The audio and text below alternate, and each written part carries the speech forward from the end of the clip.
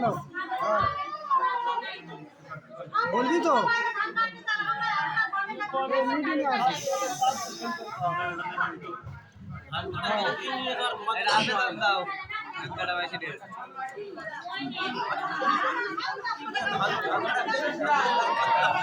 আচ্ছা, আপনারা যে কাজগুলো দিয়েছেন আমরা চেষ্টা করবো তোলার জন্য, ঠিক আছে? হাজারীপাড়ায় যে সবার সমস্যা শুনলাম আমি। আর মেম্বারকে যে কথা রবিউল্লাহ বললো একই বক্তব্য, একটু মেম্বারকে অ্যাক্টিভ থাকতে হবে। আমি প্রধান, আমি তো একলা প্রধান না, আমার তো মেম্বার আছে, তাদের থেকে কাজ নেবো আমি। ওনার অবশ্যই অ্যাক্টিভ থাকতে হবে, সেটা আপনাদের গ্রামের লোক।